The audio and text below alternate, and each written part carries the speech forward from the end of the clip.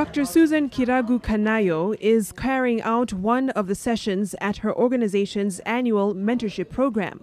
These young boys and girls all come from disadvantaged backgrounds from across the country and have been able to further their studies as a result of the Children in Freedom organization started by Dr. Kiragu and her husband Victor last year. Dr. Kiragu had been working as a researcher at Cambridge University shortly after completing her PhD in education at the institution. Between 2009 and 2012, I worked with a group of 97 girls, understanding their life, their poverty, and it was when they reached class 8 that the 97 girls that we started from had dwindled down to 37, and they had dropped out for all sorts of reasons.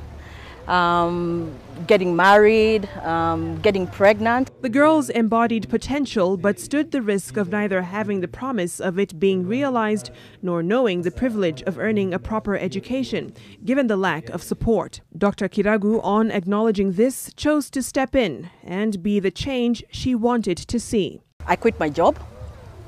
It was a good job, well paying. But I wasn't satisfied, and I decided to follow my heart, and we came back to Africa. Her husband, a Nigerian national, also took the bold step of quitting his job as a software engineer with Hewlett-Packard in London.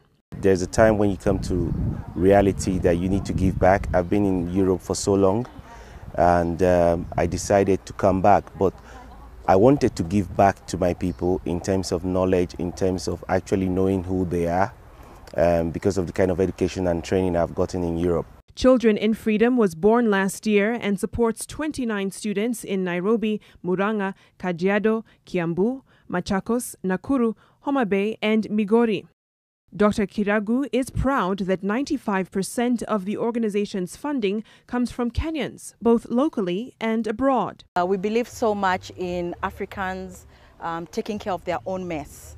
So we are so much into individual contributions because when you give, Victoria, you change.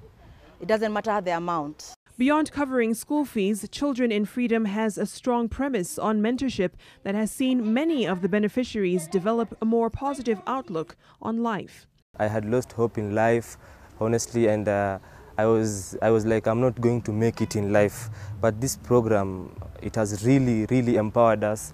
They've encouraged us. I didn't have confidence. One day, I'm going to be a journalist.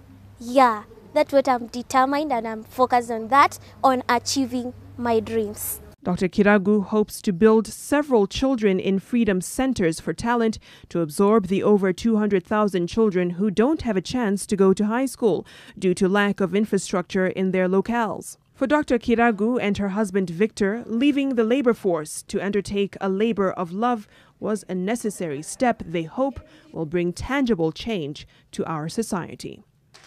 For Women in Power, I'm Victoria Rubadiri.